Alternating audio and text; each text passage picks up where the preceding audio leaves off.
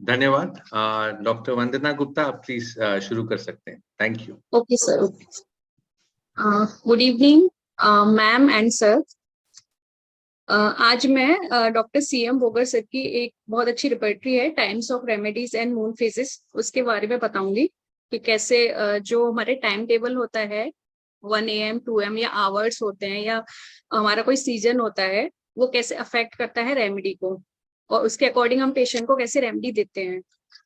तो first we will know about doctor Cyrus Maxwell वोगर sir के बारे में हम जानेंगे कि उनकी कैसी हिस्ट्री रही है स्टार्टिंग से। तो he was born on 13 May 1861 in Annieville, western Pennsylvania. He was the son of Professor Cyrus and Isabel Maxwell Boger. He studied at Hahnemann Homeopathic Medical College, Philadelphia, and qualified himself as a homeopath. उनके बहुत सारे research work रहे हैं, जैसे provings of samarskite, times of remedies, moon phases, synoptic key of materia Medica, जो बहुत ज्यादा अच्छे रहे हैं। और उसके थ्रू हम बहुत सारी बुक्स के बारे में जानते हैं, बहुत सारी मेडिसिन के बारे में जानते हैं। Doctor Bogar passed away on September 2, 1935 at the age of 74. He died from food poisoning after eating a tin of home pressured tomatoes. तो बोगर सर के जो कंसेप्ट ऑफ टोटलिटी था किसी भी बीमारी को पकड़ने के लिए, वो उनके कुछ पॉइंट्स थे। जैसे उन्होंने 7 पॉइंट्स दिए थे: change of personality and temperament, peculiarity of disease, the seat of disease, concomitant symptoms, the cause, modality and time. उन्होंने बोला है किसी केस को समझने के लिए हमें क्या क्या देखना पड़ेगा किसी भी केस में। तो जैसे उन्होंने बताया, जनरल पिक्चर को हमको ज्यादा इंपॉर्टेंस देना एज कम्पेयर टू की नोट्स। ऑब्जेक्टिव सिम्टम जो हमको दिख रहे हैं उनको ज्यादा रिलायबल माना है, और जो भी किसी भी सिम्टम तक पहुंचने के लिए जो भी हमारे लास्ट सिम्टम्स हैं उनको इम्पोर्टेंट देना है, वो इम्पोर्टेंस देना है, जिससे हमें केस को समझने में आसानी मिल सके। तो उनकी कुछ बुक्स हैं जो ऑल वी नो। 1900 में alphabetic repertory of homoeopathic remedies, Boenninghausen, ये आई थी। 1905 में BBCR, 1915 synoptic key of materia medica, and 1931 times of remedies and moon phase, जिसके बारे में आज डिस्कस करेंगे। तो ये एक बुक है जिसको उन्होंने 2 पार्ट में डिवाइड किया है। फर्स्ट पार्ट है टाइम्स ऑफ रेमेडीज। तो the times of remedies was mainly based on doctor Boger's own practical observation and long clinical experience in observing various symptoms in relation to time in his clinical practice. तो जो भी उन्होंने जो medicine है जो इसमें उन्होंने लिखी है टाइम के अकॉर्डिंग, खुद उनके क्लिनिकल ऑब्जर्वेशन रहे हैं। He was the opinion that the particular time when a medicine manifests its full therapeutic action is often of decisive importance. तो उन्होंने बताया कोई भी मेडिसिन जिस टाइम पे अपना सारा जो भी उसके सिम्टम है वो मैनिफेस्ट करती है तो वो ज्यादा इंपॉर्टेंट है, हमें उसी टाइम पे ही मेडिसिन को सिलेक्ट करके देना है। तो ये जो उन्होंने फर्स्ट टाइम इनका आर्टिकल था उसमें इन्होंने इसको पब्लिश किया था, द जीस्ट ग्रिफ्ट डेस बलिनियर वेरिनियस होम्योपैथिचर एड्स। इसमें इन्होंने सबसे पहले इसको पब्लिश किया था। ये 1931 में पब्लिश हुई है, टाइम्स ऑफ रेमेडीज। इसमें 3 ग्रेड हैं और इसमें 420 मेडिसिन दी हैं। इन्होंने इसमें वेरियस मॉडलिटी के बारे में भी बताया है, कब एग्रीवेशन हो रहा है, कब एम्युलेशन हो रहा है। तो कैसे इन्होंने बुक को कंस्ट्रक्ट किया था, अरेंजमेंट कैसे किया था इस बुक में। तो जैसे हम फर्स्ट देखें तो टाइम्स का, तो टाइम्स में इन्होंने 1 AM 2 AM 3 AM जो भी टाइम है, जो भी डे टाइम रहते हैं, उन सबको उन्होंने उसमें समराइज किया है। वेदर के अकॉर्डिंग उन्होंने लिया, स्प्रिंग समर ऑटम विंटर में कोई मेडिसिन क्या एक्ट कर रही है, क्या सिम्टम ला रही है, क्या एम्युलेशन हो रहा है, क्या एग्रीवेशन हो रहा है। जैसे उन्होंने फीवर को बहुत ज्यादा मार्क किया है। जैसे अगर हम बीबीसीआर में देखेंगे तो उन्होंने फीवर का एक अलग से चैप्टर दिया है फीवर के बारे में, जिसमें चिल हीट और जो भी चिल हीट पर्सपायरेशन की स्टेज है उसके बारे में बताया है। और उन्होंने जैसे अपनी बुक में मॉर्निंग, फोरनून, आफ्टरनून, इवनिंग, नाइट को डिवाइड किया है टाइम के अकॉर्डिंग। जैसे मॉर्निंग को 4 to 9 AM किया है, फोरनून को 9 to 12 में डिवाइड किया है, आफ्टरनून इनके according 12 to noon to 6 PM में किया है इन्होंने, इवनिंग में 6 PM to 9 PM, और नाइट का 9 PM to 4 AM। पीरियोडिसिटी इन्होंने बहुत ज्यादा मार्क की, इन्होंने इसको 33 सबसेक्शन में डिवाइड किया है। जैसे माइंड, सेंसोरियम, हेड, आईज, इन सबसे रिलेटेड जो भी सिम्टम्स हैं उनकी पीरियोडिसिटी क्या है।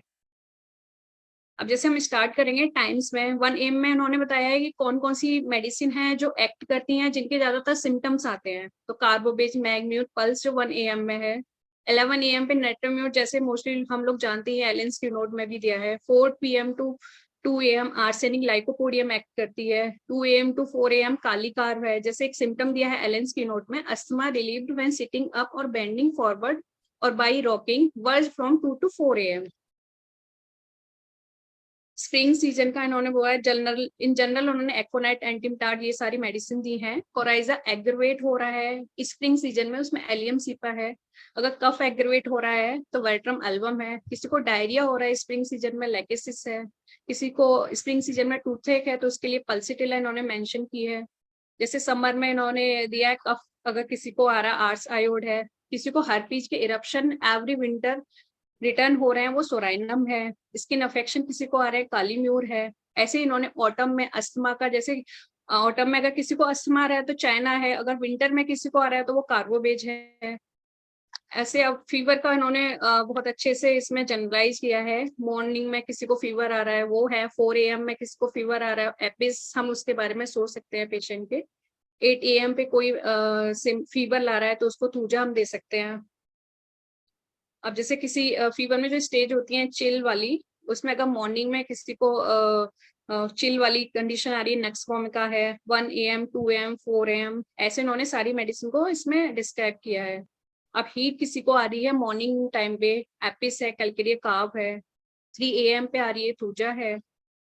अब पीरियोडिसिटी को उन्होंने बहुत ज्यादा मार्क तो किया ही है, जैसे regular appearing at the same hour, कोई भी सिम्टम अगर उसी आवर में आ रहा है तो अरेनिया सिड्रोन है।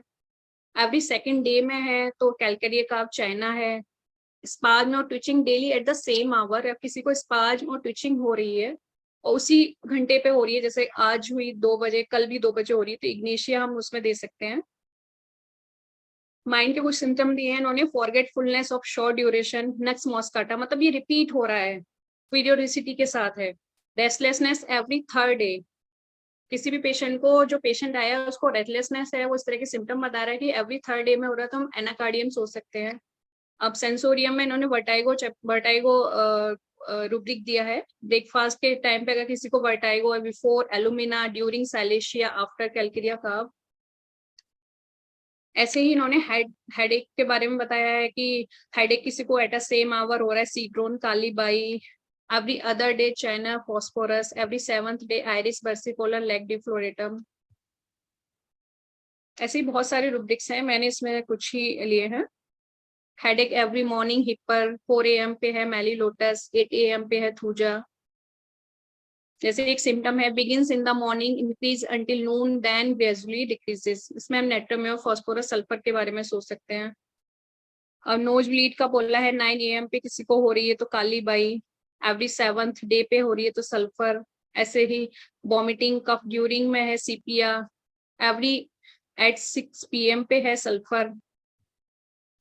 ऐसे ही इन्होंने एब्डोमन, स्टूल में जो रूब्रिक्स हैं, एवरी थर्ड वीक में किसी को डायरिया, मैकपार, एवरी समर में किसी को है kali bi, constipation every other day calcarea carb, kali bi, natrum mur, every third month में किसी को कॉन्स्टिपेशन है और वो इस तरह के सिम्टम्स लेके आ रहा है, काली बाई। अस्थमा का है एवरी 7th डे में उसको अस्थमा के सिम्टम आ रहे हैं, काली म्यूर हम इसके बारे में सोचते हैं। Cough every second day, anacardium लाइकोनेक्स वोमिका। अब जैसे हार्ट का इन्होंने एक सिम्टम दिया, पैल्पिटेशन 2 AM, बेंजोइक एसिड उसमें एक मेडिसिन पड़ी हुई है। Rheumatic complaints में है disappearance और complaint which had been ameliorated during the night so that resting in bed is beneficial, इसमें मर्क है। अब हम जो रिपर्टरी है times of remedy, moon phases का सेकंड पार्ट है मून फेजेस। तो कैसे मून की स्टेजेस होती हैं वो इफेक्ट करती हैं किसी पेशेंट को, कैसे उसके सिम्टम्स आते हैं। तो मून फेजेस इसी के साथ ही आई थी टाइम्स ऑफ रेमेडीज के साथ 1931 में। इसमें टोटल नंबर मेडिसिन है 186। इन्होंने चार स्टेजेस को बताया है मून फेजेस की, first quarter, full moon, last quarter, new moon. तो पहले हम फेजेस को जानेंगे कि मून की फेजेस क्या क्या होती हैं। तो ये चार्ट है, फ्लो चार्ट। इसमें दिया है कि मून क्या होता है, अर्थ के अराउंड घूमता है, जैसे जैसे वो घूमता है सन की रेज उस पे पड़ती है, उसी हिसाब से शेप बनती जाती है। तो न्यू मून, जब ये हमारा मून अर्थ एंड सन के बीच आता है तो न्यू मून वाली कंडीशन होती है, जिसमें क्या होता है अर्थ से हम देखेंगे तो ब्लैक मून दिखाई देता है, जिसको हम हिंदी में अमावस्या बोलते हैं।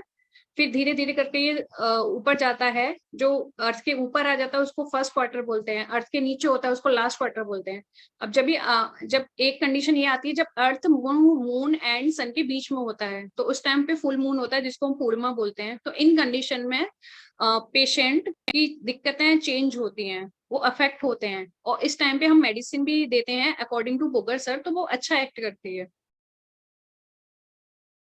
तो जैसे हम देख सकते हैं 3 स्टेज हैं, full moon, quarter, crescent moon और न्यू मून भी है। तो उन्होंने ऐसे बताया इसमें, the moon does not really change, it revolves around the earth, the different phases that we see are really different sides of moon.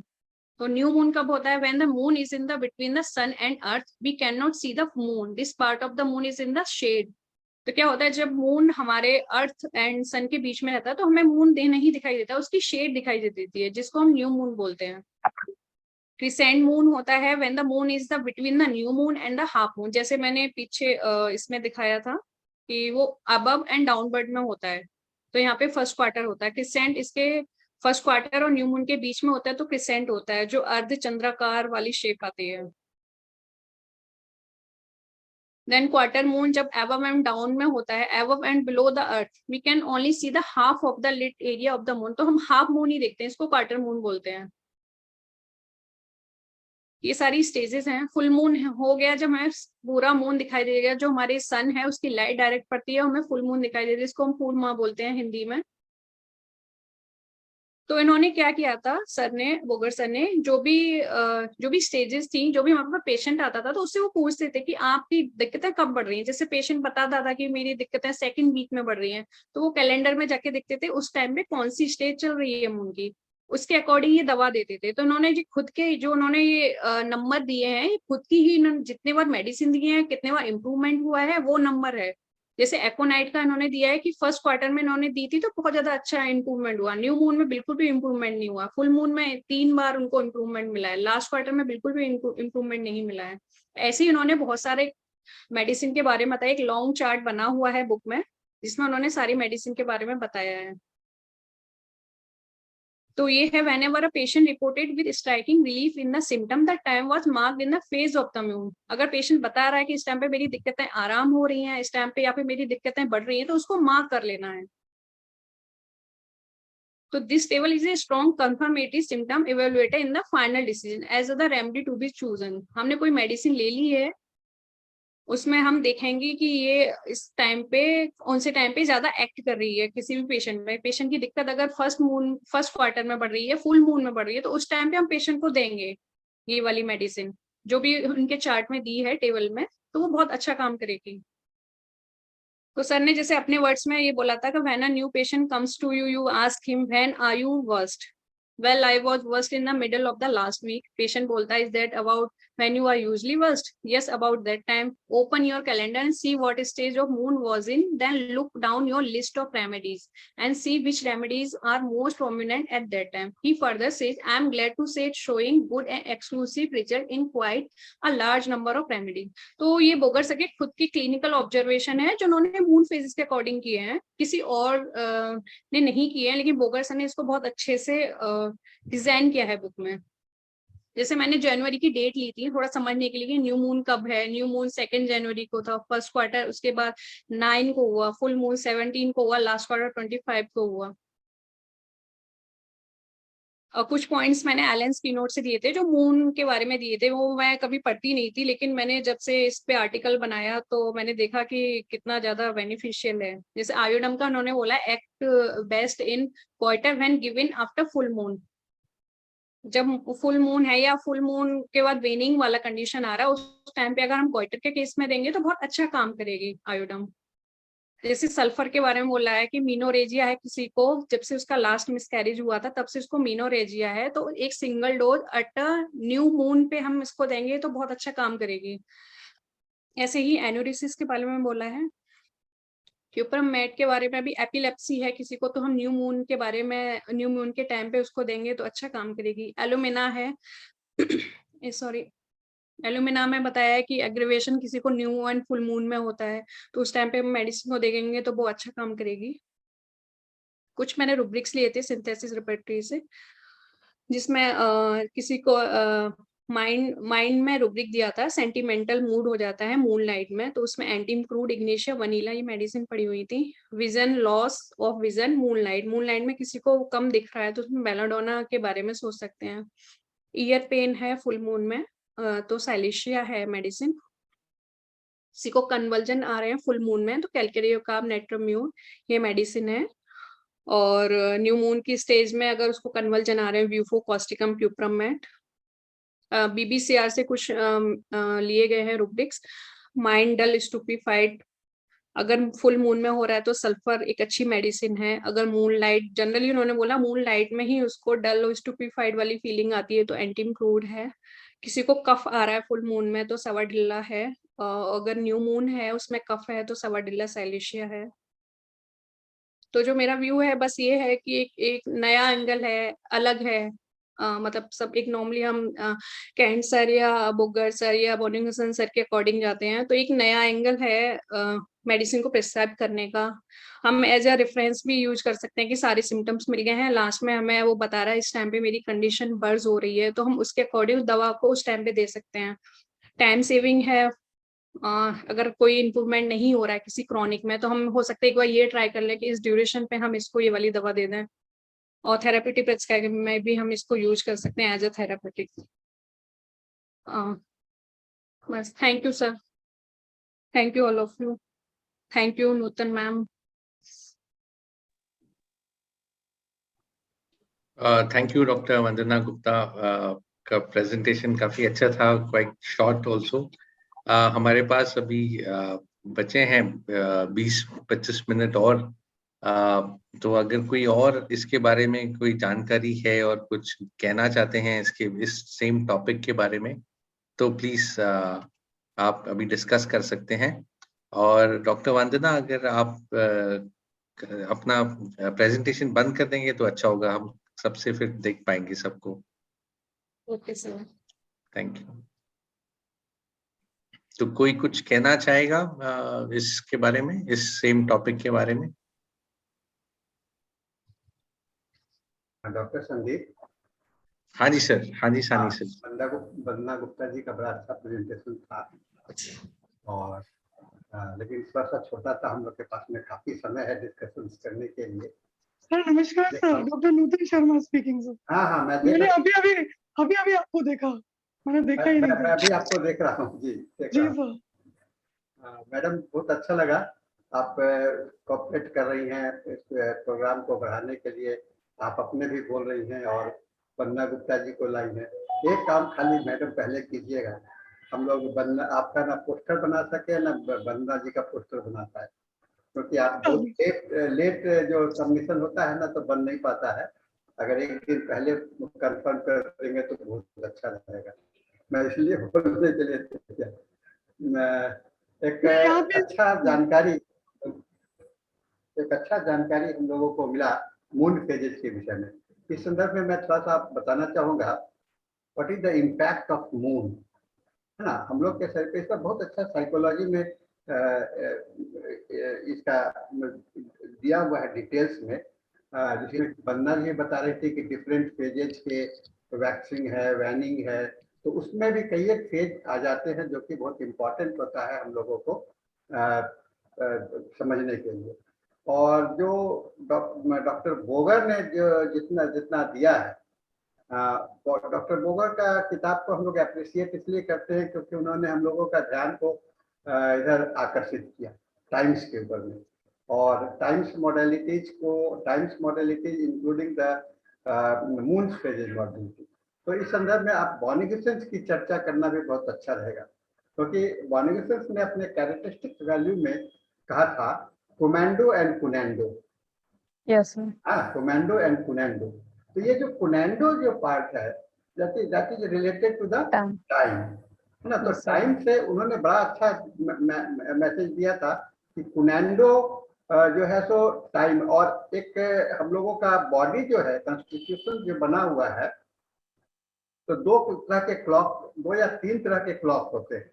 एक तो यूनिवर्सल क्लॉक है ना, फिर हर एक जगह का अपना अपना क्लॉक है, और फिर हम लोग का बॉडी का एक अपना क्लॉक है ना। तो बॉडी क्लॉक है, तो डॉक्टर बॉनिगसन का कॉन्सेप्ट था कि जो हम लोग का जो बॉडी क्लॉक है, it is quite different than the clock that is prescribed by the society, है ना। अब जैसे कोई बच्चा हॉस्टल में रहता है और वहां पर नियम बना हुआ है कि अर्ली मॉर्निंग अगर नहीं उठोगे तो बाथरूम में जगह नहीं मिलेगा, नहाने का नहीं मिलेगा, अगर समय पर ब्रेकफास्ट नहीं मिलेगा तो अगर नहीं, लेकिन उस बच्चे को सवेरे सवेरे में उठने पर प्रॉब्लम होता है कि क्योंकि उसका बॉडी क्लॉक कहता है कि अभी सो, और अभी रात में तुम पढ़े देरी से तो तुमको अभी सोना है।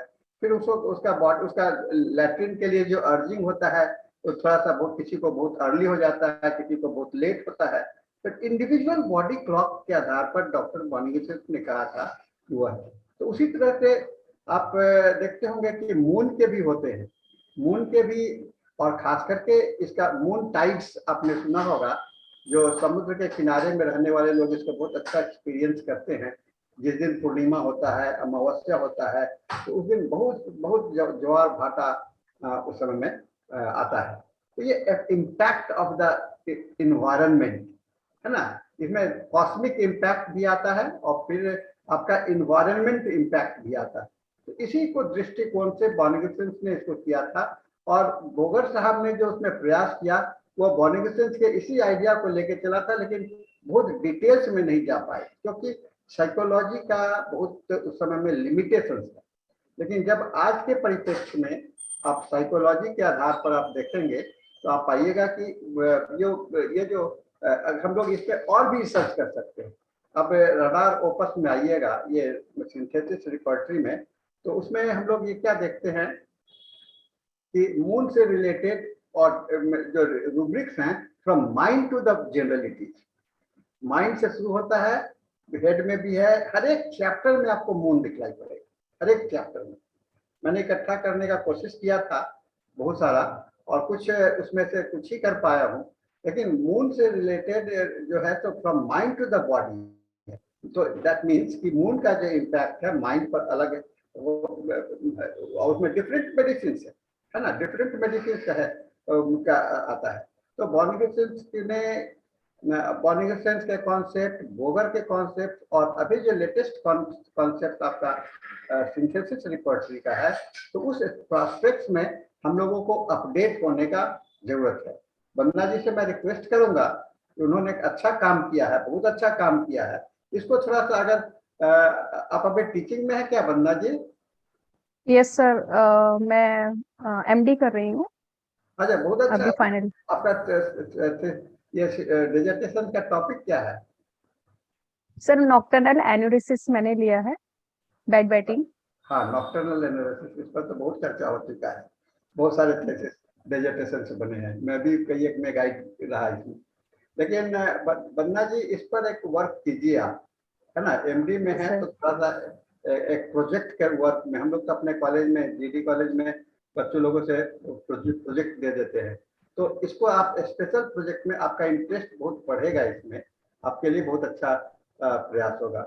और नूतन जी आप भी अपने कॉलेज में थोड़ा सा इस तरह का इन्वायरमेंट क्रिएट कीजिए बच्चों को इस सब एस्पेक्ट्स पर खोलने के लिए, आगे बढ़ाने के लिए, क्योंकि अपडेटेड होम्योपैथी को हम लोग आउटडेटेड हो जाते हैं जब हम बोगर साहब को लेके चलेंगे, बॉनिगसन को लेके चलेंगे और साइकोलॉजी से रिलेट नहीं करेंगे। Present psychological understanding of the mind जो है, लाइफ है, तो उससे हमारा आउटडेटेड है, लोग कहेगा कि ये तो पुराने जमाने की बात करता है ना। और हम लोग को बहुत सारे चीज को, और इसलिए हम लोग कहते हैं कि जो हम लोग रूब्रिक्स को जो देखते हैं, अब रूब्रिक्स हमारा बड़ा वेग है ना। वेग इसलिए है कि केंट में आप देखिएगा, केंट के रूब्रिक्स को देखिएगा और सिंथेसिस के रूब्रिक्स को देखिएगा, तो आपको अंतर समझ में आ जाएगा। जैसे एक सिंपल सा मैं एग्जांपल देता हूँ, फास्टिडियस रूब्रिक्स, केंट में तो केवल 2 ही दवा दिया हुआ है, नक्सोमिक और arsenic,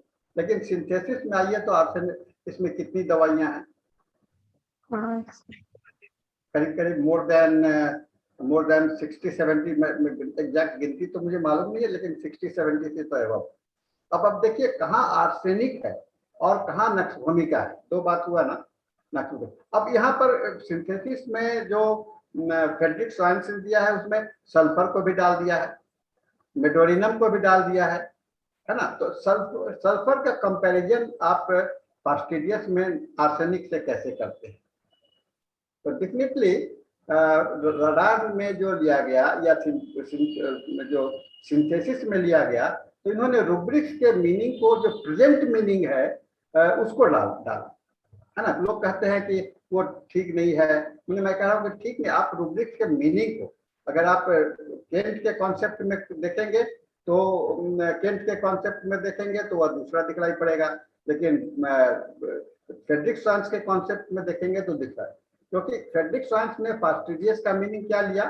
hard to please, hard to please, ये जनरल वर्ड है, और इसी के अंदर में लोगों ने उसको रूब्रिक्स को जोड़ने का कोशिश किया। जैसे सल्फर के विषय में जैसे कहते हैं हम लोग, सल्फर को अगर कहा जाए कि मत पढ़ो, फिलॉसफी की बात मत करो, तो सल्फर तो मानेगा नहीं, यानी जहां पर उसका मन नहीं मानता है तो ये सल्फर हो जाता है। उसी तरह से नेट्रम ब्यूटिकम को देखिए, वो टाइम के लिए बहुत फास्टिडियस हो जाता है। मेडोरिनम को अपना एक एक्टिविटी पर्टिकुलर एरिया में, इसीलिए सबको क्लब अप कर दिया गया। तो ऐसे में लोग कहते हैं कि ये तो कंफ्यूजिंग हो गया। नहीं, कंफ्यूजिंग नहीं हुआ, हम लोग वाइडर मीनिंग को नहीं देख रहे हैं, उस कॉन्सेप्ट को नहीं देख रहे हैं, और पेशेंट में उसके हिसाब से नहीं देखने का कोशिश कर रहे हैं, इससे ये प्रॉब्लम हम लोगों को उसमें दिखाई पड़ रहा है। तो मॉडर्नाइज करने का मतलब ये नहीं होता है कि हम लोग पुरानी बात को भूलते हैं, हम लोग उसमें ऐड ऑन करते हैं और अपने आप को मॉडिफाई करते हैं। अब ऑर्गेनन को ही हम लोग क्या देखते हैं, ऑर्गेनन को, लैंग्वेज को, हैनीमैन साहब के ऑर्गेनन को पढ़ने में तो लोगों का पसीना छूट जाता है, क्योंकि स्टूडेंट तो टेक्स्ट बुक तो पढ़ते ही नहीं है, वो नोटबुक हुआ। हम लोग के जमाने में क्या होता था, डॉक्टर महेंद्र सिंह का एक आता था नोट, तो वही लोग सबसे फेवरेट मेडिसिन था। और मैं एक जगह पर गया एग्जामिनेशन में, तो मैं पूछा कि ऑर्गन के को किसने लिखा है, तो लोगों ने जवाब दिया कि डॉक्टर महेंद्र सिंह ने। अजीब सा जवाब आता है। आप भी इसको एक्सपीरियंस कर रही होंगी मैडम, कि स्टूडेंट्स जो है तो जो एक शॉर्टकट मेथड्स चाहते हैं, लेकिन हमको उनकी डॉक्टर बनने के लिए शॉर्टकट मेथड से भी चलेगा ना, उसको डिटेल इंफॉर्मेशन के लिए जाने का जरूरत होगा। ये सब प्रयास करते रहने का जरूरत है। और वंदना जी, आपको मैं बहुत धन्यवाद दूंगा, क्योंकि आपने इतना अच्छा टॉपिक्स को यहाँ पर कम से कम हम लोगों को डिस्कस करने के लिए तो प्लेटफॉर्म पर ले आए ना, इस पॉजिटिव अप्रोच में, तो कंटेंट के माध्यम से, कुछ किसी के माध्यम से, लेकिन लोग जो इस फोरम में जो लोग जुड़े हुए हैं उनको एक अच्छा मौका मिला है कि वो लोग इस पर चिंतन करेंगे। चिंतन करना जरूरी होता है इस हर एक टॉपिक पर, और इसमें हर एक, इसलिए इस प्लेटफॉर्म पर हम लोग डेली कोई ना कोई नए और लाते हैं। अभी आपको गिरीश गुप्ता जी आए थे, तो गिरीश गुप्ता जी ने बड़ा अच्छा प्रेजेंटेशन दिया था इस पर, आपको डाइट एंड रेजिम पर, रेस्ट्रिक्शंस के ऊपर। तो उन्होंने कहा कि हैनीमैन साहब ने जो लिखा, एक होम्योपैथी में जो कॉन्सेप्ट है वो अलग है, एक अलग दिया हुआ है, लेकिन प्रैक्टिशनर्स कॉन्सेप्ट अलग है। पान मत खाओ, बीड़ी मत खाओ, सिगरेट मत पियो, ये सब प्रैक्टिशनर कॉन्सेप्ट है, लेकिन हैनीमैनियन कॉन्सेप्ट दूसरा है। और तीसरी बात उन्होंने कहा कि हम इसको साइंटिफिकली प्रूव करें। तो उन्होंने हर एक कुछ मेडिसिन में, कुछ फूड सब्सटेंस को आपको रिसर्च सिस्टम में उसको प्रूविंग किया, देखा, तो उन्होंने पाया कि इसका कोई इम्पैक्ट नहीं करता है। एक पहले कहा जाता है कि होम्योपैथी दवा बच्चे लोगों को ज्यादा फायदा करता है, तो बड़े लोग कतराते थे, लेकिन अब हम लोग को तो ये कहने के लिए तो मौका है ना कि नहीं, होम्योपैथी दवा का कोई साइड इफेक्ट्स नहीं होता है, प्लस कि इसके जो इसका दूसरा कोई अल्कोहल का या तीखा चीज का, पान मिर्चा का, इसका कोई बैड प्रभाव नहीं होता है, इसमें लहसुन का नहीं होता है, प्याज का नहीं होता है।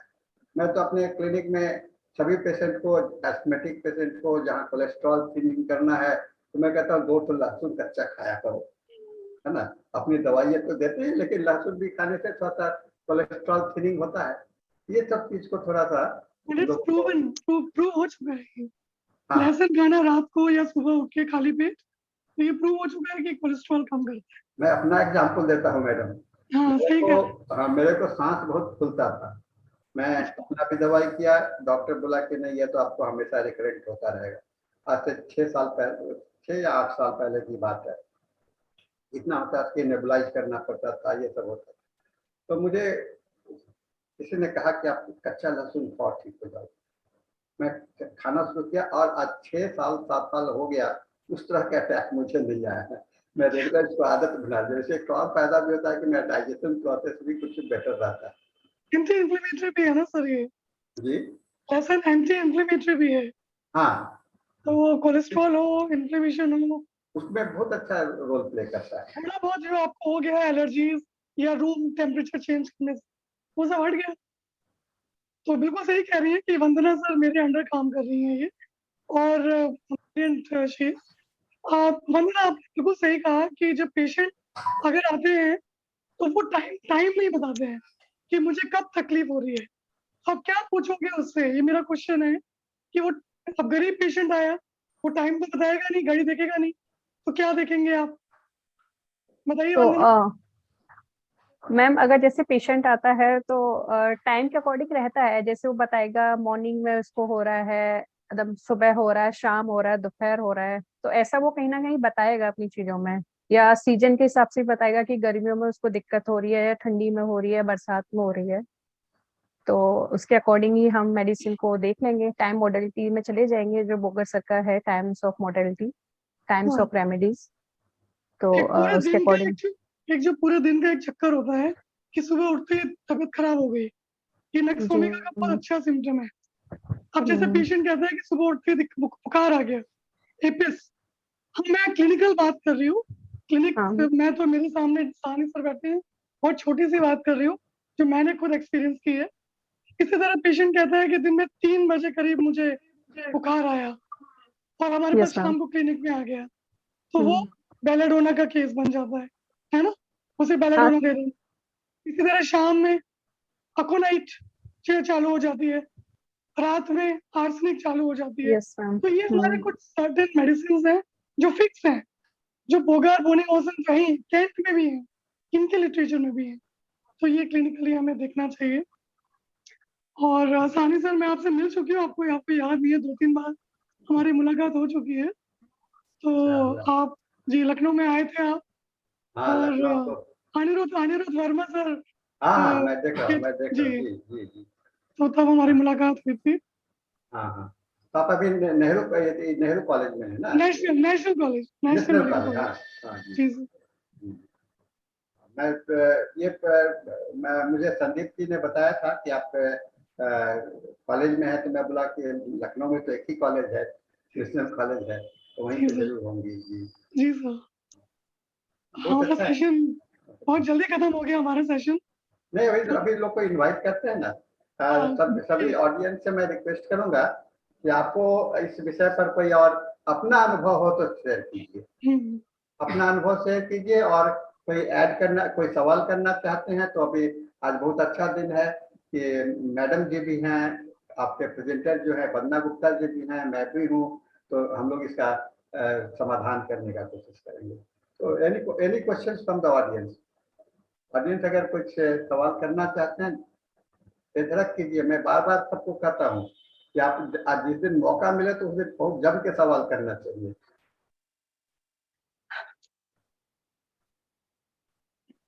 बहुत साइलेंट हैं लोग। हसन साहब, you can share your experience, Hasan sir. Hasan sir, जी सर। आपने जो हाथ उठाया है तो आप बताना शुरू कीजिए ना। जी sir, good evening sir, madam, all our respected lectures. आप लोग जो है वो, मैडम ने जो लास्ट दिया था मर्क्यूरी के बारे में, उसमें थोड़ा अगर मैडम बताएंगे तो भी ठीक होगा। अभी जो आप बता रही थी कि इवनिंग में एकोनाइट और नाइट में आर्सेनिक, थोड़ा इसके बारे में टाइम्स के रिलेटेड कुछ सर अगर यही कुछ सर, ये सर यही है कि अगर मेरा जो क्लिनिकल जो एक्सपीरियंस है वही मैं शेयर कर रही थी कि जैसे जी जी पेशेंट आते हैं तो एग्जैक्ट टाइम तो बताते नहीं है वो आते ही बोलेंगे कि जैसे हमारे पास शाम को आया पेशेंट, तो पूरा दिन फीवर, तब सो के आया, उसको पूरा दिन फीवर था, शाम को क्लिनिक में आके बोलता है कि मुझे सुबह से बुखार आ रहा है। तो हम पूछने की कोशिश करते हैं कि सुबह कितने बजे, क्या क्या रात में आया था, मिडनाइट आया था, 1 बजे 2 बजे, या सुबह अर्ली मॉर्निंग। तो 7 बजे के आसपास अगर पेशेंट आता है तो मेडिसिन अलग होगी, रात को 2 बजे आता है तो मेडिसिन अलग होगी, मिडनाइट आता है तो मेडिसिन अलग होगी। तो वैसे पूछना शुरू करते हैं। अब जैसे पेशेंट कहता है दोपहर को मुझे बुखार आ गया, डॉक्टर साहब दोपहर से मुझे बुखार है, कितने बजे से? टाइम तो नहीं देखा था, लगभग स्कूल से आ गया था मैं तब आया मेरा बच्चा, 3 बजे आया होगा। बेलाडोना आंख बंद करके आप दीजिए, आप देखिए बुखार तुरंत, आप पेशेंट को आराम मिलेगा। इवनिंग में पेशेंट कहता है, इवनिंग एग्रीवेशन में बहुत सारी मेडिसिन है, पाल्सिटिला है, मेनी मेडिसिन, नाम नहीं लूंगी, लेकिन अगर मैं अपना एक्सपीरियंस शेयर कर रही हूँ। अगर पेशेंट आके मुझे कह रहा है कि डॉक्टर साहब मुझे कल शाम से बुखार है, सुबह मैं नहीं आ पाया, आपका फोन नहीं उठा, तो मैं अब बताइए, अगर उसने एलोपैथी ट्रीटमेंट नहीं लिया है, अगर एलोपैथी ट्रीटमेंट ले लिया है तो वो आर्टिफिशियल डिजीज हो गई, तो हमें अलग अप्रोच से जाना पड़ेगा। लेकिन अगर शाम से बुखार आया है तो मैं प्रेफर करती हूँ उसको अकोनाइट दूँ। इसी तरह रात में अगर आया है तो मैं 2 मेडिसिन भी देती हूँ। हनीमून में ये कभी नहीं कहा कि मिनिमम डोज दो, मैं मल्टीपल फ्रिक्वेंसी में देती हूँ। तो हनीमून ने ये कभी नहीं कहा कि आप मिनिमम डोज, उसके लिए कितनी मिनिमम है, उसके लिए हो सकता है 4 डोज मिनिमम है, हो सकता है 5 डोज लग जाए। और फीवर कभी भी एकदम से डाउन नहीं होगा, फीवर एक स्टेबल हो जाएगा। जैसे मैंने अकोनाइट दिया, पेशेंट आया, मैंने पेशेंट को अकोनाइट दे दिया और मैंने बस 1 डोज दे दिया, जो आजकल बच्चे कर रहे हैं। नहीं, ऐसा नहीं होगा। 1 डोज से कोई जादू की छड़ी नहीं है कि वो गायब हो गया। मैंने शाम को फीवर आया सोच के, या 3 बजे फीवर आया सोच के बेलाडोना दे दिया, एकदम नहीं जाएगा। हमें वेट करना होगा, हमें 10-10 मिनट पे, 15-15 मिनट पे 4 से 5 बार, 6 बार भी हो सकता है, हमें रिपीट करना होगा। एक्यूट फेज है, एक समय आने पर टेम्परेचर स्टेबल हो जाएगा। फॉर इंस्टेंस उसका टेम्परेचर 99 बढ़ गया, 99.8 हो गया, 100 हो गया, 100.8, उसके बाद बढ़ना बंद हो गया। यानी कि हमारी मेडिसिन दे रहे थे लेकिन फीवर बढ़ रहा था। पेशेंट पे कॉन्स्टेंटली मैसेज आ रहा है, डॉक्टर साहब फीवर बढ़ रहा है, नहीं कम हो रहा है, फीवर बढ़ रहा है, 6 डोज हो गए, बढ़ रहा है। लेकिन मैं उसको ये समझा रही हूँ, आप धैर्य रखिए, फीवर स्टेबल हो जाएगा। 100.8 पे स्टेबल हो गया, अब फीवर बढ़ेगा नहीं, फीवर कम होगा। ठीक है, अगर नहीं हो रहा है, give other medicine. Bone pen हो रहा है, यूपिटोरियम दीजिए। और कोई सिम्टम आ रहा है, सीजनल सिम्टम आ रहा है, रेस्टलेसनेस, आर्सेनिक, रेस्टॉक्स दीजिए, आप दीजिए 4 मेडिसिन। हनीमन ने कहा है कि आप मेडिसिन दीजिए, पेशेंट को तुरंत रिलीव करिए। बस पेशेंट का मिशन होना चाहिए, highest mission to relieve patient. तो ये क्लिनिकली मैं ये बताना चाहूंगी कि एग्जैक्ट टाइमिंग के साथ पेशेंट नहीं आएगा। आफ्टरनून लाइकोपोडियम हो सकता है, काले कार्ब रात में हो सकता है, 2 to 4, 4 to 8, तो हमें एग्जैक्ट नहीं बताएगा। खाने के बाद दिक्कत हो गई, इस तरह की मैनिफेस्टेशन के साथ हमें प्रेजेंट करेगा। ये मैं बोल रही थी हसन सर। जी जी, थैंक यू मैडम। टाइम्स के विषय में बड़ा अच्छे अनुभव हैं, मैडम ने तो बड़ा अच्छा एक्सप्लेन किया है। एक चीज को मैं बताना चाहूंगा, एक केस के विषय में, ये इपिलेप्सी का केस था। बहुत समय बीत गया, करीब 25-30 साल पहले की बात मैं कर रहा हूँ। अभी चूंकि टाइम्स की चर्चा हो रही है तो ये याद आया है। 25-30 साल से भी ऊपर हो गया होगा, क्योंकि मैं उस समय में बहुत बिगनर्स था। तो हो सकता है 40-30 से ऊपर ही होगा। तो एक यहाँ के जो हॉस्पिटल के डॉक्टर होते हैं ना, जो कि पोस्टमार्टम करते हैं, तो उन डॉक्टर से परिचय था। उनको उनकी लड़की को एपिलेप्सी आया करता था, मिर्गी आया करता था। और उस मिर्गी में बड़ा खास बात ये था कि सब कुछ लक्षण सब तो लिया गया बहुत सारे डिटेल्स में, और बहुत सारे, क्योंकि एलोपैथिक डॉक्टर की लड़की है तो अपना तो सारे थक चुके थे। तो जब उनको पता चला, ये मेरे पिताजी भी थे उस समय में, तो जब उनको पता चला तो वो उन्होंने संपर्क किया। तो मेरे पिताजी ने भी इंक्वायरी किया और देखा, मैं भी साथ में था। तो मैं देखा कि उसमें एक जो बहुत पिक्यूलियर सिम्टम्स जो नजर आ रहा था, एग्जैक्ट टाइम जो है तो बड़ा एग्जैक्ट, उस पर्टिकुलर टाइम में ही आ रहा था। मैं दवा नाम भूल रहा हूँ, लेकिन मैं ये बता रहा हूँ खाली आपको कि उस दवा को दिया गया और उसके बाद में सेकेंड अटैक नहीं आया, और वो इतने बड़े फैन हो गए डॉक्टर साहब, वो उन्होंने होम्योपैथी पढ़ना शुरू कर दिया। ऐसा मौका आता है ना। एक पेशेंट का अब जो मैडम बता रही थी कि बहुत सारा, उसमें एक पेशेंट को मैंने देखा, उसको अटैक आता है, ये ब्रीदिंग प्रॉब्लम्स का अटैक आता है एग्जैक्ट इन द मिडनाइट, है ना, एग्जैक्ट इन द मिडनाइट। तो हम लोग 12 बजे के जैसे ही होता है उसको अटैक आता है। अब आर्सेनिक उसमें बड़ा अच्छा मेरे को इंडिकेशंस मिला था, आर्सेनिक का भी एग्जैक्ट टाइमिंग होता है और आर्सेनिक से उसके ब्रीदिंग प्रॉब्लम सॉल्व हो जाते हैं। ये टाइम मॉडलिटी जितना इम्पोर्टेंट है, थोड़ा सा हम लोग इस पर ध्यान देंगे तो इस तरह के बहुत सारे उदाहरण आपको मिल सकते हैं और इसको आप देख सकते हैं। एक सवाल है एक पेशेंट के, can we prescribe tuberculinum to patient had TB and treated. TB का इलाज तो हो चुका है। अब देखिए, जो पेशेंट को पहले टीबी हो चुका है, टीबी, और उसको फिर बाद में कोई प्रॉब्लम आते हैं, तो उसके लिए एक रूब्रिक्स आपको इसमें ट्यूबरकुलिनम तो भी है उसमें शामिल, लेकिन अकेला ट्यूबरकुलिनम नहीं है, पर्सनल हिस्ट्री ऑफ ट्यूबरकुलोसिस। जब आप इस रूब्रिक्स को देखिएगा आप अपने रिपोर्टरी में, तो जनरलिटी चैप्टर में आइएगा तो हिस्ट्री पर्सनल, और उसमें आपको ट्यूबरकुलोसिस नजर आएगा। तो उसके अंदर में बहुत सारी दवाइयां हैं, जैसे कैलकेरिया कार्ब है, नेट्राम्यूरिटिकम है, सिपिया है, ये सब भी उसमें इंक्लूडेड है। लेकिन हाँ, साथ में आपको ये भी है, साथ में ट्यूबरकुलिनम भी है, इवन मेडोरिनम को उसमें ऐड किया हुआ है।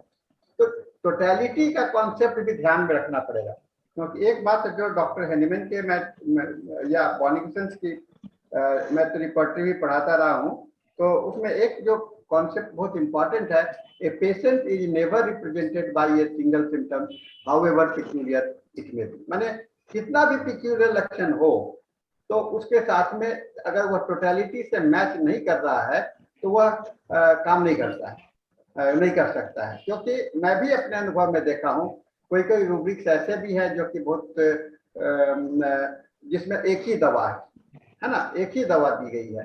अब उसको देख करके बड़ा हम लोग खुश हो जाते हैं कि चलो मिल गया मुझे पिक्यूलियर सिम्टम, लेकिन जब देते हैं तो रोगी को काम नहीं करता है। तो उसके पीछे में ये लॉजिक क्या है, उसका इम्पोर्टेंस क्या है सिंगल मेडिसिन रूब्रिक्स का। तो उसका लॉजिक यही है कि ये म्यूटेटेड सिम्टम्स के रूप में किसी पेशेंट में देखा गया था, और इसका कंफर्मेशन जब तक उसके कॉन्स्टिट्यूशंस के साथ में नहीं होता है, डिजीज कंडीशंस के साथ में नहीं होता है, तो वो इफेक्टिव नहीं होता है।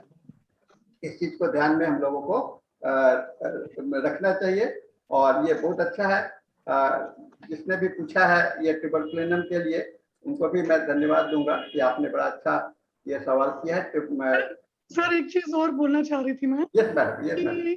इसमें जैसे इन्होंने लिखा है कि हील ट्यूबरकुलोसिस, सो ये हम लोगों ने पढ़ा है, मुझे याद नहीं आ रहा है कि सिलिशिया, फॉस्फोरस और सल्फर ट्यूबरकुलिनम, ये हील ट्यूबरकुलोसिस केसेस में अवॉइड करना चाहिए because of open up the case. Yes, तो ये क्या हमेशा ऐसा होता है, कॉन्स्टिट्यूशनली हमें कुछ चीज मिल रही है, तो ये इतनी अच्छी मेडिसिन हैं फॉस्फोरस और सिलिशिया, सल्फर, क्योंकि वीक हो जाता है उसका संतुलन के ट्रीटमेंट के बाद, उसका कॉन्फिडेंस नहीं होता है, कभी सिलिशिया भी आ जाती है, तो क्या हम हमेशा नहीं दे सकते क्या?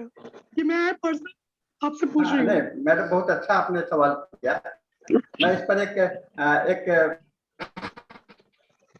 हम लोगों का एक सेमिनार का मुझे आपकी बात से याद आ रहा है। किसी ने बोला कि साइलिसिया जो है सो हीलिंग प्रोसेस में है, और इसको अगर हम लोग जो किसी प्रेग्नेंट लेडी को अगर साइलिसिया दे देंगे तो उसका एबॉर्शन हो जाएगा, ऐसा कुछ उन्होंने सवाल किया। तो मैंने कहा, मेरे से सवाल नहीं था, डॉक्टर महेंद्र सिंह भी थे, मैं भी था वहाँ पर। तो उन्होंने कहा कि ऐसा जो बॉडी का जो साइकिल्स है नेचुरल प्रोसेस में, उसमें ऐसा नहीं होता है। अब जैसे जो लिखा गया है कॉस्टिकम को, या आपने जो भी रिलेशनशिप की बात करी, ये दवा की ये बात जो आपने किया, वो सब कंडीशन जो है, अगर कहा कि चाहे कुछ भी हो वो एनिमिकल नहीं हो सकता है वह दवा, अगर आपका टोटलिटी ऑफ सिम्टम्स मिलता है। कहता we can prescribe silicea, we can prescribe phosphorus even in the cases of where it is not तो अगर कहा जाता है कि constitutional totality will antidote all the things for the उसके कंडीशंस को खत्म कर सकता है। कॉन्स्टिट्यूशनल टोटलिटी बहुत इंपॉर्टेंट होता है, और अगर वो टोटलिटी मिल जाता है तो उसके सामने में ये नहीं। हम लोग एंटीडोट और एंटीडोट इनिमिकल की बात करते हैं, लिखा है कि फास्फोरस के बाद में कास्टिकम को नहीं देना चाहिए। इसी तरह से कई एक बनाए गए हैं, लेकिन वहीं पर आप देखेंगे कि यह बात भी लिखी गई है, किसी ऑथर ने लिखा है कि I can prescribe causticum after the phosphorus if there is a totality of symptoms. That time they act as a complementary. हाँ। तो ऐसा नहीं है कि आप नहीं देना है, आंख बंद करके आप ऐसा नहीं सोचना चाहिए, ओपन होकर सोचना चाहिए। एक और कॉन्सेप्ट है बहुत अच्छा, high potency is antidoted by the low potency, है ना, and low potency is antidoted by the high potency. तो ये जो कॉन्सेप्ट है, हाँ, तो लोगों ने कहा कि कॉफी से हमारा होम्योपैथी दवा नुकसान हो जाता है ना, या सिगरेट से मिल जाता है। तो मैं बोला कि ऐसा तब होगा जबकि कॉफी का साइड इफेक्ट्स आपको देख रहे हैं। अगर कॉफी पी रहे हो तो उसी दवा का, जहां आपको कॉफी का सिमिलिमम मिलेगा, उस दवा को वह एंटीडोट कर सकता है कॉफी का डोज पी ले, लेकिन सभी दवा को कॉफी नहीं एंटीडोट करेगा। तो ये इस कॉन्सेप्ट में हम लोगों को सोचने का कोशिश करना है। लगता है एक क्वेश्चन और आया है शायद कोई। हेलो, हाँ, यस सर, ये ट्यूबरकुलोसिस को लेके मैंने ही एक क्वेश्चन किया था। एक्चुअली कल मेरे पास एक कोई केस आया था, हाँ, तो उनमें उनके 2021 में उसको जो इनलार्ज लिम्फ नोड हुआ था राइट ईयर में के नीचे, तो उन्होंने जब उसको साइटोलॉजी वगैरह की तो टीबी फेरोन उनका पॉजिटिव आया, और उन्होंने बताया कि हमने ट्रीटमेंट ले लिया, मैंने 1 साल, और वो मेरा ठीक हो गया।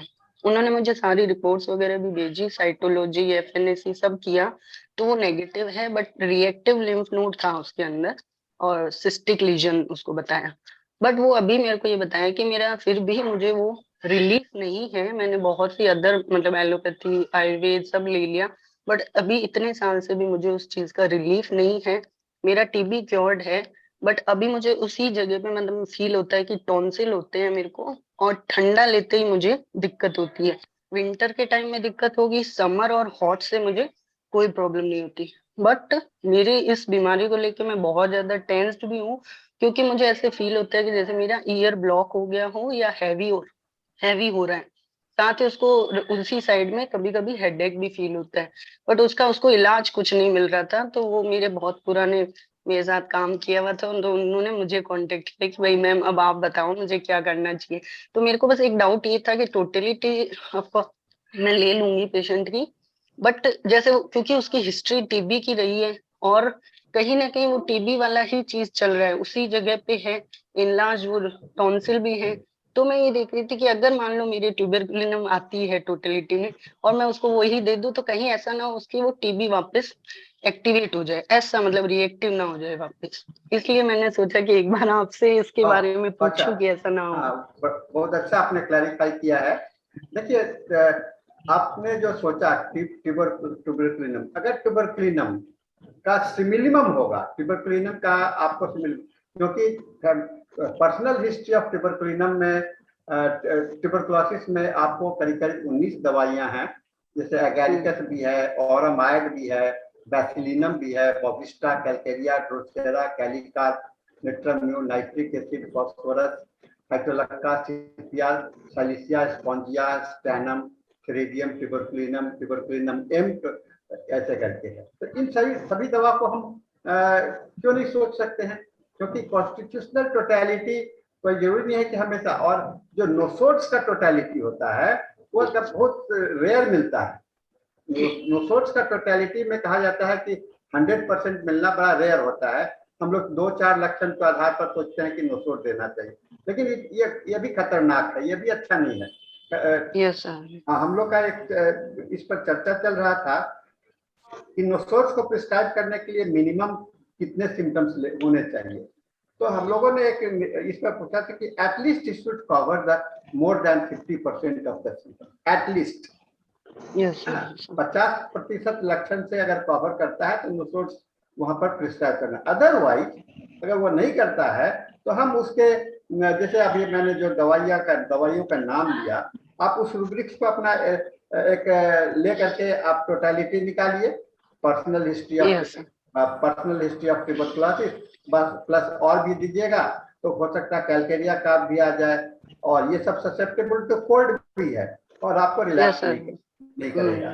ये थोड़ा सा ओपन होना पड़ेगा, क्योंकि अगर फिक्स मेडिसिन रखिएगा कि यही देना है तो फिर आपको प्रॉब्लम हो सकता है। नो सर, जस्ट मैं यही क्लियर करना चाहती थी, क्योंकि आपने देखा होगा ये लिखा हुआ है कि आप टीबी के पेशेंट जो हैं उनको अगर आप ऐसा कुछ देते हैं तो वो टीबी रिलैप्स हो सकती है। तो दैट्स वाई मेरे को ये था कि एक बार ये पॉइंट क्लियर हो जाए, वेदर कोई भी अपना टोटलिटी में मेडिसिन आए, बट उसका जैसे कॉज भी यही है कि टीबी के बाद से ही उसको वो दिक्कतें होनी शुरू हो रही है, और ये टॉन्सिल भी उसी जगह पे ही हुआ है वापस से।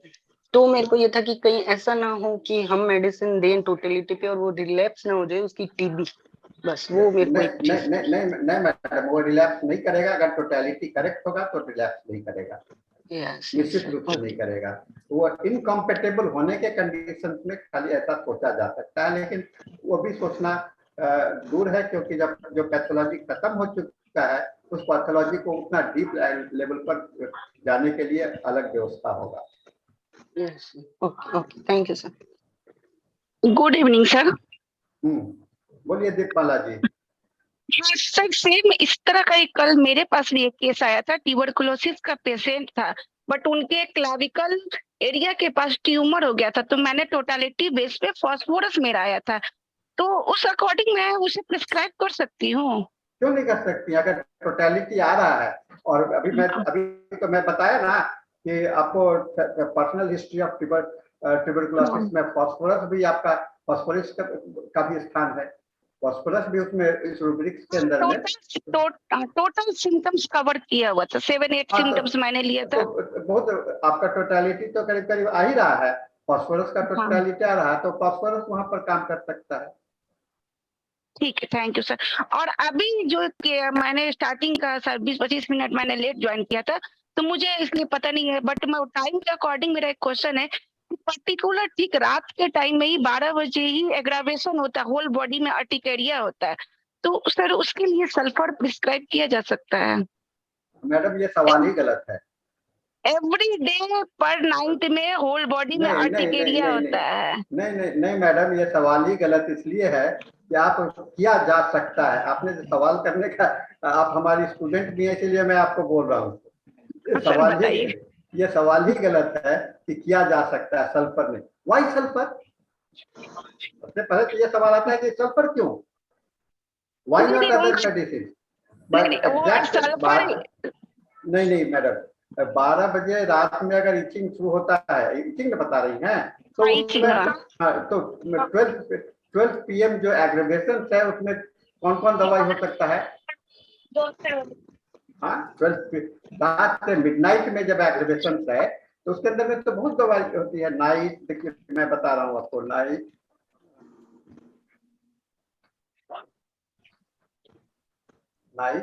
और मिडनाइट, इसमें 37 दवा है मैडम। और मिडनाइट एट आराम मिलता है, उसमें लाइकोपोडियम अकेले है ना। मिडनाइट के बाहर में 237 मेडिसिन है, और मिडनाइट के बिफोर 112 दवाइयां। तो हम क्यों खाली सल्फर सोचेंगे? नहीं, एक्चुअली पेशेंट को मैं देख रही हूँ, कभी मेरे को प्योर वो एकदम बिल्कुल नक्स लगता है, कभी आर्सेनिक लगता है, कभी सल्फर लगता है, ये तीनों मेडिसिन मेरे को हमेशा वो भूलता रहता है। नहीं तो भूलता रहता है तो आपको तो तीनों तो नहीं दीजिएगा ना। नहीं, तीनों तो मैं नहीं दे रही। तीनों नहीं दीजिएगा तो किसी एक पर तो नतीजे पर पहुंचने के लिए आपको टोटलिटी में जाना पड़ेगा ना। मैं तो जब तक एक पर नतीजा नहीं पहुंचता हूं तो मैं दवाई देता ही नहीं हूँ रोगी को। वो तो मुझे पता है सर, आप सिंगल मेडिसिन ही देते हैं। हाँ, नहीं तो मैं जब बहुत तक नेक्स्ट दिन नेक्स्ट काम भी किया है, नेक्स्ट रात को नेक्स्ट 1M मैंने दिया है, और नेक्स्ट वीक में फिर मैंने आर्सेनिक 1M दिया, बहुत अच्छा वर्क भी किया है। आपने अच्छा वर्क किया, तो आप क्यूरेटिव वर्क किया कि पैलिएटिव किया, क्या सप्रेसिव क्या किया? पैलिएटिव करता है सर, क्यूरेटिव नहीं हो पाता, इसलिए तो मैं पूछ रही हूँ कि थोड़ा बार सा बार मैं नहीं, थोड़ा सल्फर सा दे सकती हूँ या नहीं, इसीलिए मैंने पूछा नहीं, है।